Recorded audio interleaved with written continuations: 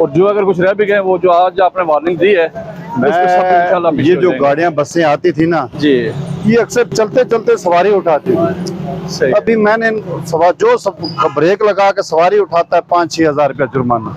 बिल्कुल, दोबारा उसको पता है कि दोबारा ब्रेक नहीं लगानी। वो एक दफा जब चलान होता है दोबारा फिर वो अगले दिन पेशावर वाली बस उधर रॉन्ग वे से गई है। अच्छा, मैंने पकड़ के FIR दे दी है। गुड, 3 दिन खड़ी रही है थाने के बाद। माशाल्लाह, बहुत अच्छे, बहुत अच्छा आपके पेशावर उधर मैं खड़ा था बस स्टैंड के चौक में। अच्छा, 1 वे से आके फिर दूसरे रोड पे, क्यों वो ये सोच रहा था मुझे ब्रेक ना लगानी पड़े, वो इसलिए वो उसने 1 वे कर लिया। अब ये भैया आप हैं, ये तो दुकान की जगह नहीं है जो दुकान बनाई है आपने।